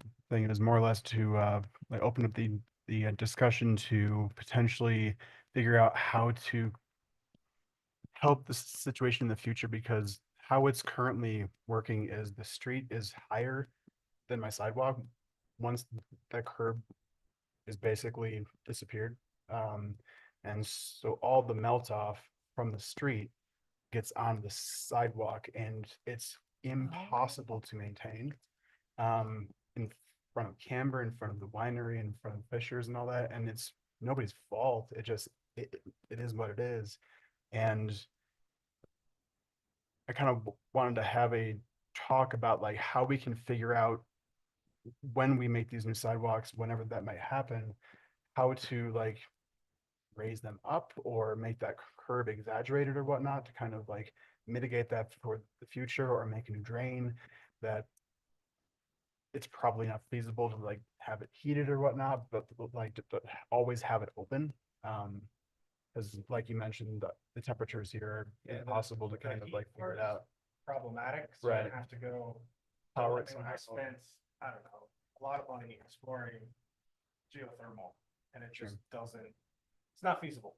Fiscally and Well, otherwise. right, Yeah. Our only source of heat is the sewer treatment. Mhm. So we'd have to go all the way back to the plant, grab water, and bring the temperature up here. So the other option is natural gas, but if you don't have a big enough boiler or space to put in a boiler, how do you heat your sidewalk? I mean, I'm saying the curb line will be fixed this summer, but that doesn't necessarily, if the road is sending more than that 6 inches of water back, then that's not gonna stop it. Right. But if we do go to redo the sidewalk, let's make sure we either raise it, get a good angle to keep it there and not at the front doors or up against the windows. Right. But And having So, and if CDOT But does something- actually replace Highway 40 going through town, So in Can- that, but in downtown, it's already 4 lanes. Okay. They're really not gonna, it's not. they're not gonna mess So with that's us here? capacity study is really gonna be Okay, from like Lawrenson back to make it all 4 lanes all the way through. So you'd start from the rec center, okay, come all the way through like County Road 8, it's 4 lanes. Yeah. I don't know how much will actually get redone in okay. downtown. Be They nice haven't if reached they, out yet. They're supposed to be talking to me about their plans because we've already got other things in the works that we've got a parking lot where they want to put a road. We've got a commercial building going in at St. Louis Landing, where so you can't take that lane and put a light there. Can't fit a roundabout there anymore because we've moved on. You guys had a study 4 years ago and didn't do anything. So okay, we have oh to have- boy, all right. that's a conversation. But I think we can, you know, if there's something the DDA wants to look at as far as replacing sidewalks, I think then it becomes a full looking at it, and is it raising it, and is there room to raise it with your front door? And keep ADA access. I mean, we can raise them, but then you're stepping into a building, which now removes the ADA access. So which for mine won't be an issue, but for the other 2 businesses we're talking about, plus the Shell station, as you mentioned, is so nightmare. figure out what But, that yeah. looks like going forward. And then, of course, you know, I'm gonna try some new material. Probably not this season, but next season, that's supposedly supposed to be good down to 7 to 8 degrees instead of the 27 degrees that salt works at, so. Not hard, but we're way too close to the Fraser River to be putting a bunch of, you know, chlorides on the. Completely on the agree. salt, making them hot. Yep. And then just, Mountain and sand over. Killing a over there million too, fish. so- I don't know if you noticed, like up against the planter at Shell, it's just like beach in there right now. As it melts, so every year you have to. I'm over there too, so yeah. So I mean, right at the sidewalk, it's all ice. The brew house is It's there, because we've just got a bunch of dirt. So every time we hit it, it melts and it just keeps sinking. Yeah. But yeah, like it was never a complaint or placing like blame on anybody. It was just more or less like this affects the community, and Well, I've you had know, people it's- like It's how do we solve it? It's no longer Exactly. as cold as it was. So, 10 years ago, nothing ever melted until April. Now we had what, 54 degrees last week? So, Yeah. Yeah. figuring out how to mitigate some of that where it's melting in areas because it gets a lot of sun, but then it has to travel through areas that never see sun. Mhm. So, that corner there, Fraser and Doc Suzie gets maybe 2 hours of sun, at most. not enough to melt frozen pipe. So making sure that we have good flow when a pipe is, what's that overflow look like? And that was part of the project this last summer, leading into actual, what can we do this summer? Interesting. So Paul, CDOT, best case, worst case scenario, when are you expecting their work to happen? Well, since they're supposed to reach out to me last month and we're halfway through February, Okay. I mean, do you think there's any opportunity with that to work on drainage? And if people did want to do something with their sidewalks, I'm assuming think it's there's a better to wait until possibility. after CDOT's work. CDOT road's always gonna drain to that curb, and it's just making sure that curb has the capacity to hold that runoff, so truly being 6 inches of reveal and not 2 inches, that's gonna be a big difference, so getting that curb and gutter replaced there, at least in that block, should help a little bit.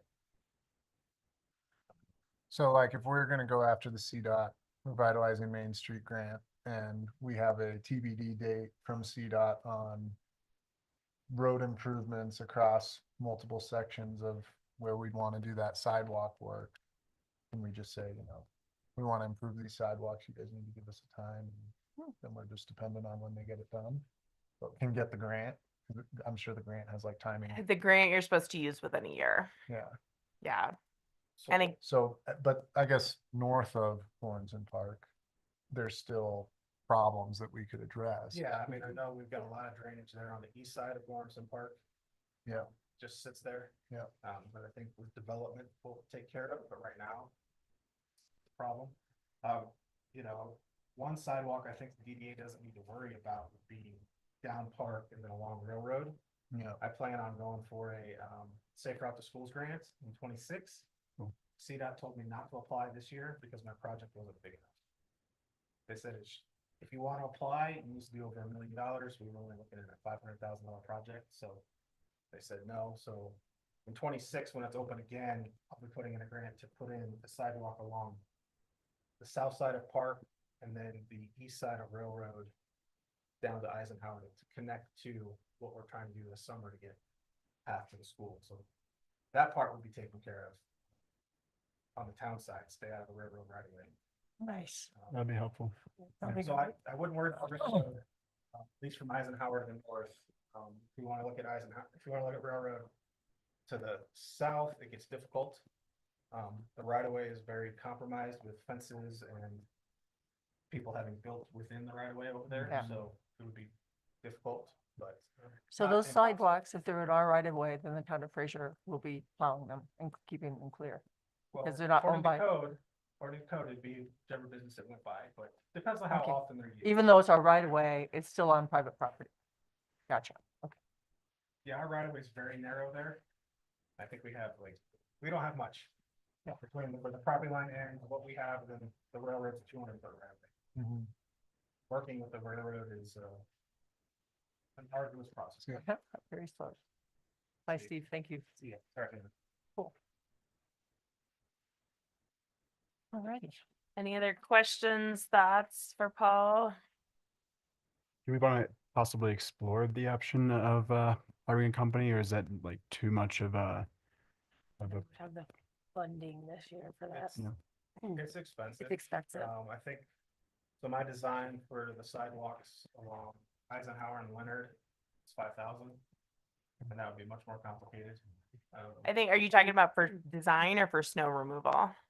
I guess both, Yeah. but yeah. Let's say the design side would be expensive, we could, since we're so closely aligned, I could get a quote from Merit to do it. You know, maybe kind of a rough, not paying for survey, which is where you spend a lot of money. And just kind of using the LiDAR that we have through GIS, see what it looked like, look at the existing, plans that CDOT had, the preliminary plans. See kind of what those grades look like and see what can be done. The biggest thing is kind of what's the finished floor of the businesses we're going up against? Can you get that, you know, that proper slope away from the building? Sure. And still make everything work. Well, I think it'd be just in information gathering, good for us to get that information on kind of what it would cost. I don't think we do it till we have final CDOT plans, just because. Yeah. I can reach out to Yeah, that'd be Merit to see what they could do there. And Kind of look at sidewalks along Highway 40, is that where we want to start through downtown? Yeah, Yeah. yes. Okay. And I was also curious, if there would be a possibility of looking into adding another storm drain, by either the strip mall next to Camber, and the corner there by Eisenhower, or by Camber, because I know that there is a manhole, in the alleyway. So there has to be a storm drain pipe like nearby. So I'm not exactly sure like what the, that infrastructure looks like, or like how much that would be to like just add a storm drain, because that would probably help out quite a bit. So it doesn't have to go all the way down to. The alley, in the alley should be the sanitary sewer, Okay. not storm. I have known nothing about it. it. All I know is, oh, that's a manhole. Yeah. So, Well, and Paul, I know, so they've been working on a stormwater survey study to then be able to do design work and apply for more funding. And a lot of this, Paul, correct me if I misspeak here, is to make sure that water that's ending up in the Fraser River elsewhere is being properly treated before it does, right? But I know as part of that study, they did find some storm drains that were clogged that we're hoping to clear this summer, correct? Yeah, not many of them were Fraser, a lot of it's cleaning, maybe some ditches. The most problematic ditch we have in the entire town affects Camp. Because it I know comes which down one you're talking Fraser, about. Dock Suzie, comes right in front of the storage building, runs back towards what was Finnegan's, and then turns and comes back south all the way to where the art center is going to be, and then kicks back out to the river. So it makes no sense whatsoever. it's kind of like a Tyler Druitt. No. Yeah, but that's where I have my easements, and dealing with the tenant, the old Finnegan's is difficult. So I have some things I want to do, but I need the owner to give an easement, and then I can put a ditch.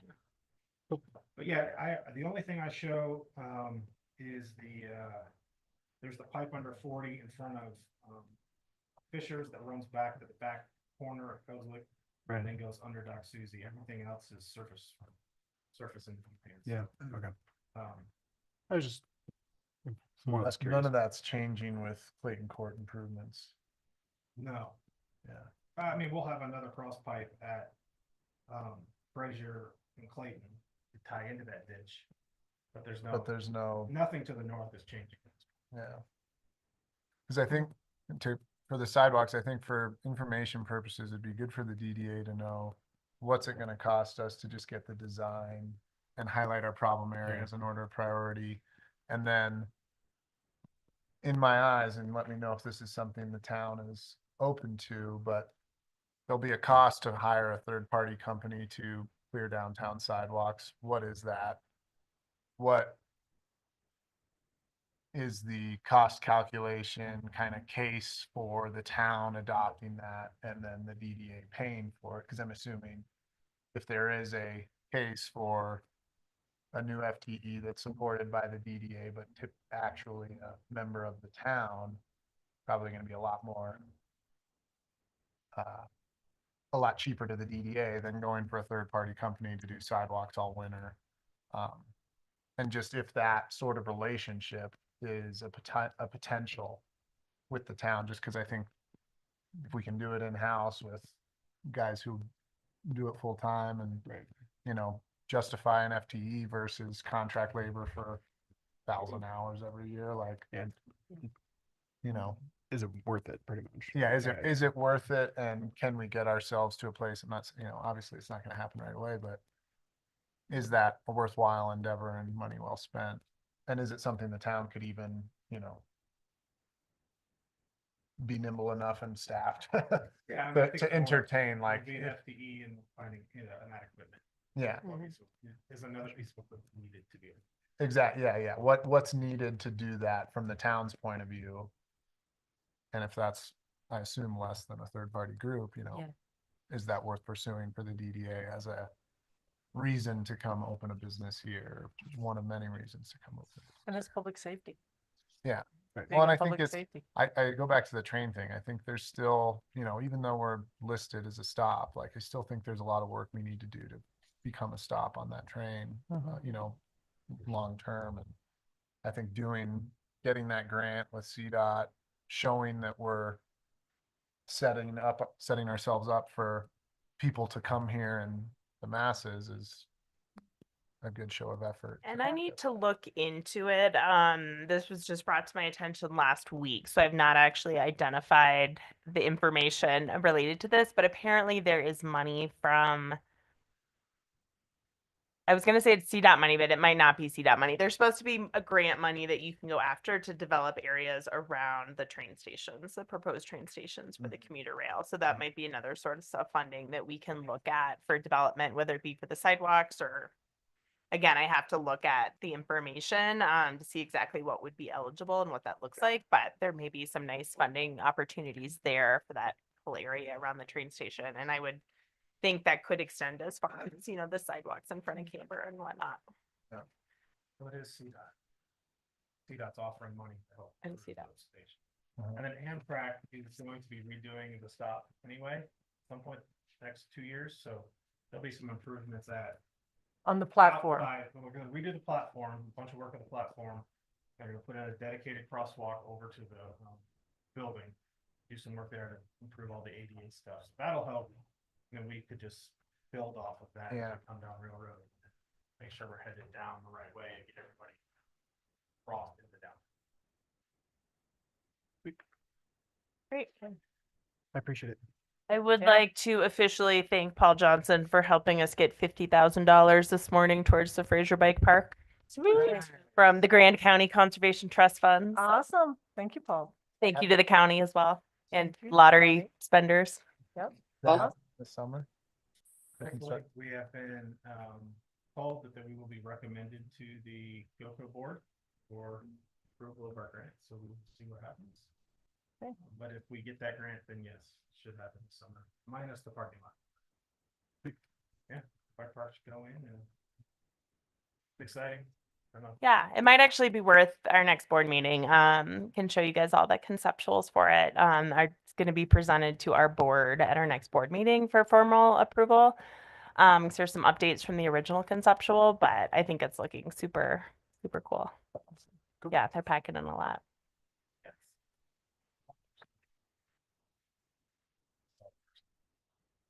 Great, thank you. Lori, I might recommend, we have next on the agenda, the Fraser Comp Plan survey results in retail. If anyone has any quick comments, but maybe we bring that back next week. So we only have 13 minutes left and we have a number of items to kind of provide some updates on. Yeah, I agree. That's a pretty big document to go over. And Sarah, is there a summary that goes along with that? Or is it just reading through all the comments? It's just the data. Okay. I could work on providing a summary if that's You don't have helpful to. for the next No, meeting. you- Okay. You're plenty busy. Thank you. Just Yeah. curious. But I think there's some good information to look at there. But yeah, it's kind of a lot of just reading through the open-ended comments. Yeah. Do you do anything specific to? Okay, so I'll just make a note in the minutes that we're gonna bring that to the next meeting. Thank you. Perfect. Okay, and then, other business, we have quite a few other topics and updates. Oh, you go ahead. Great, thank you. Yeah, so real quick again, just a reminder that the DCI in the Game conference is happening the first week of April. I believe it's April 1st through the 4th. It is in Greeley. We do get one complimentary registration as VIP members, and then a buy one, get one free for a full conference. So I know it's a big commitment, and previously people did not jump with availability to attend, but prices do go up later in March. So just wanted to throw that out there and keep that on people's radar if there is anybody interested that would be able to make it work. It's 4 days. You can also attend for the first 2 or the second 2 days. First through the fourth. Yeah. Yeah, I can send out the link for that again if you wanted to take a look at it. Need that, anybody jumping I'm for it? planning to attend. Well, wonderful. Thank you, Lori. We talked about that, Yeah. No. I mean, I will try. I mean, that's a slow week for us. Okay. Or it may be a slow week. Let me Well, see. yeah, and I can resend out that link if you want to just take a look and see if it would be something of interest. Right. Cool. Business enhancement grants, just a reminder that those are due March 3rd. So please continue to help spread the word. I've talked to a few businesses that are interested in applying. We do have a nice pot of money. I did some different radio spots on KFFR. So there's one for the business enhancement grant. There is one for the ski train promotions. We'll talk about that next. And then they're also doing one for the GDA coffee hour event at Simple Coffee on Thursday. So please do encourage people to look at it, invite them to coffee. We're still working out exactly what that review process is going to look at. So again, if anybody would be willing to sit on a subcommittee to review that, I don't think we're going to be overwhelmed with applications. So I'm hopeful that it would just be like an hour of your time that first week in March once we get the applications, likely that Wednesday based on scheduling. And then we could bring that in front of the GDA board at their meeting, and then it'll go in front of the board of trustees who will make the formal decisions on who to award grant money to. Let me talk real quick about the ski ride train promotions. So that we have, let me share my screen here. So Sarah Wick has helped put this together, and I think it's a fun little page. So we've shared this through different emails to businesses as well. Oh, and I meant to pull it out. We did have a sign that Sarah helped make that was at Fire and Ice. I would like to provide confirmation that I just don't think it's a great venue to try to disperse information. I was standing next to the sign the whole night, and I'm like, nobody can see this. You know, it was kind of up next to the Fraser tents and where the Girl Scouts were selling their cookies. But I think we can move it around, maybe try to put it on the train platform or different businesses. And then she did order kind of like an frame that can just, you can switch out the signs on it so it can be used for different things. But we had 9 businesses sign up. Businesses can still definitely sign up. It's easy enough just since it's on the website to add information here. But both Fraser Beer Company and Camber offering $2 off all pints. Home James, 10% off your Home James booking. Simple Coffee, $2 off a cup of coffee, glass of wine or beer. Birdie Lounge, Colorado Corn Dog Company offering free fries or tots. Icebox Mountain Sports, 15% off Nordic ski or bike rentals. And then Yellow House Massage offering $15 off massage services. And those are valid anytime during the season. So trying to promote it through social media and in different places. If you've got any ideas, let me know. Sarah we can spend a little bit of money and that can help drive traffic through advertising to this page and just get out there. It is kind of unfortunately buried on the page, I think, unless you know where to look for it, or you're getting there from kind of a social media promotion. But now that Fire and Ice is done, she can do that as the spotlight on the Explore Fraser page as well. So that'll be, you'll see that as soon as for anybody that goes to explorefraser.com, which again is kind of the more tourist arm of this. And it's nice, the QR code is on the stand up at the platform at the train station. So it's right there. People can scan it, takes you right to it, which is pretty neat. Yeah, so we'll see what kind of traffic we get. We've asked businesses if they can to kind of track who uses the promotion. I guess I kind of see this in some ways as a soft launch this year, and we can, try to ramp up efforts more next year as well. And what it takes to maybe get it on the train or down in the train station. Yeah, and we did for its actual advertising on the ski train. I guess those decisions are made over the summer. So I don't have a lot of information other than to check back this summer, but that's something that we could look at. 'Cause I think that would make a lot of sense. Yeah. Yeah, we talked to the resort and they said they don't do any outside advertising at like the base of the resort outside of like Winter Park's own advertising. Or Sarah talked to them. Sarah Wick talked to them. The town comp plan is going to have open houses coming up here on. Let me double check. I meant to write down that date. I believe it is March 6th. Does that sound right, Angela? Yeah, March 6th. I believe it's going to be from 4 to 7. So the town will be pushing out information on that, but that would be something great to attend and just help spread the word about. Again, I'll send a more formal email with the details, but it'll be at the rec center and they'll just have some different kind of big poster boards and we'll be getting kind of just some community feedback on some of the visioning for downtown and other aspects of the comp plan. So wanted to make sure you were all aware of that. At the rec center. Yes. Interesting. Yep. Yeah. I figured there was plenty of space there and In the meeting room. I think it's going to be in the basketball courts.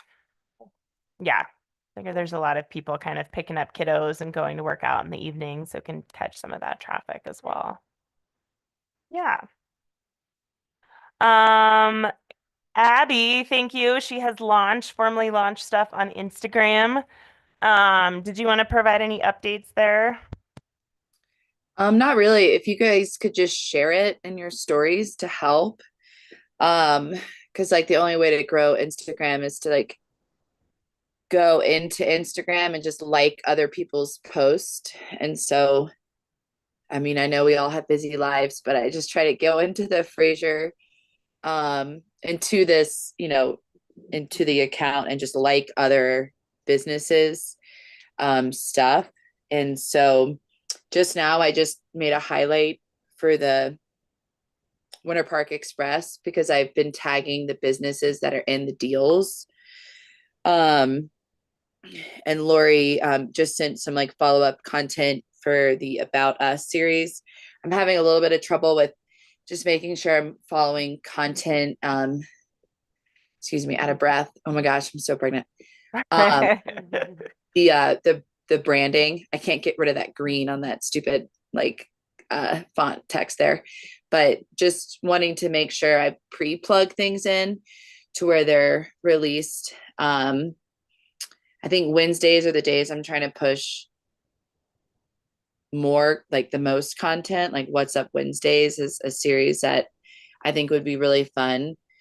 But yeah, I'll be putting your biographies into here. I think the next thing on the agenda is to focus on the grants. Obviously, March feels so close for that deadline. You said March 3rd, correct? Yes. Yeah. Yeah. So pushing out content on that. Any recommendations you guys have, feel free to like, they can send it over Instagram. If you're like, hey, share this. Like if you want me to share anything, just send it to the DDA Instagram. But like I said, cross sharing for you guys to share is just really, really helpful for the algorithm. Yeah, that's kind of all I got. And thanks so much for putting that together, Abby. I know it's been a lot of work getting that organized and getting it out. It's fun. If you didn't see the reel, I think it ended up really pretty, the Fire and Ice reel. So go ahead and look at it and like it, even though it's over. Okay, cool. Well, and I'll talk to Sarah Wick too about trying to cross share as much as possible stuff that you're posting so that Town of Fraser followers see that and hopefully start following. Yay. Thanks. Lori, did you want to talk real quick about kind of your ideas with the DDA The branding. swag and branding stuff? Yeah. Yeah, so if we want to do some sort of like branding on like hats or whatever, we were thinking baseball hats for summer, winter hats for winter. We can do that pretty inexpensively. We've got I have clean printing machine. We can use our logo or whatever and put it on shirts. Whatever anyone wants. If anyone wants anything that's branded, it's really easy to do.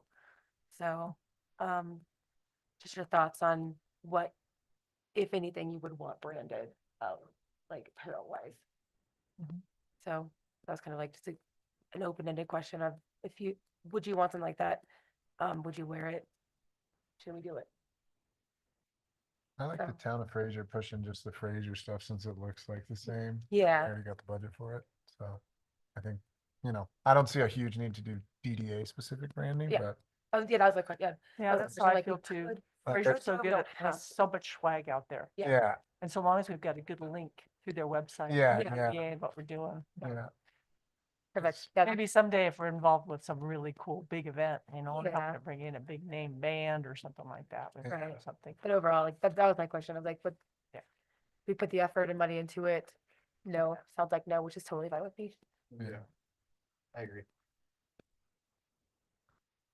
Next. And then we are working on just doing some generic DDA business cards.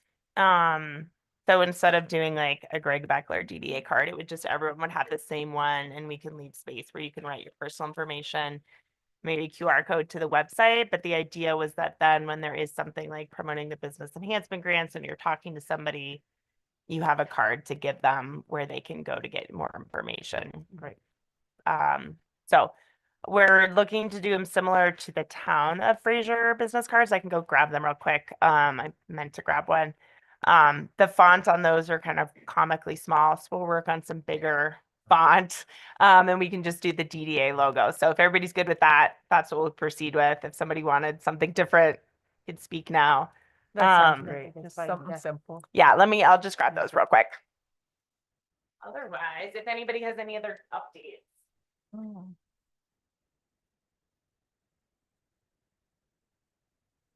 We haven't had any of the usage of our promo yet. Just throwing that out there. I don't know if you've had that yet. Any of What? the train riders like using your promo? And we I don't know how we would know. Okay. Yeah. How would we know? I don't know. I just have a comp in my system that basically I get a report of my comps every week, and we haven't had one used yet, but Oh, okay, so we need Nice. to, give reasons why. yeah. Do you use QR codes for stuff like that? Because I feel like that's a good application of one. If there's a QR code, like if someone scans that and presents it, like, do you use QR codes for, We that type of don't, we thing? basically just use Okay. the tickets. and then you just manually Yeah, tagging it? Okay. yeah. I believe that's an option, but not the system that we choose to. Yeah. You know, I Oh, didn't sorry. notice, is there a map associated with that? So with that shows where these businesses are that are offering the promos? No, but Sarah could probably help do one pretty quickly. Yeah, I think a quick map would be really useful because Okay. people go, well, this is nice, but I don't know where it is. And, Yeah, I like that idea. versus having that, just a quick little map with the bullets like A, B, C, D. Totally. And then they would know, hey, this is 2 Pins blocks everywhere. away. Yeah, Yeah. It's not There like is- 2 blocks. there is I an got an hour for the train. I walk over there. yeah. If there is an existing map. Yeah, I know. that she Yeah, did, because like the Instagram story I did, I like tagged each business so they can like go to it and like click through. And I think you can do that on what Sarah Wick's doing. But the map she shared for Fire and Ice was really simple and clear. It would be good to have something like that where you could like click into it. Okay, yeah, I'll ask her about that. Okay, thank you. Or what's the businesses? Maybe link to their business. I think it does. Yeah. And linking to the Yeah. maps link is the best, not really the website, but Whichever. like the Google Maps link is like by far the best, because then they know how to get there and all that. Yeah, instead of linking the websites of the businesses, linking to the Google business page. Yeah, To the Google business page. yeah, because then it Then a map. just goes to the actual like location. Okay. And if they want to visit the hours. website, they can. Yeah. But like it's more pertinent that they know where to go. Where to go. So All right, so you think businesses would prefer to have that link? if businesses are like me, yes, absolutely. Okay. That's smart. Cool. Okay. All right. Anything else? I think All we're right, I think we're, I move to Then- adjourn. okay, seconded. all right. All in favor? Thank you. Thanks, guys. Right.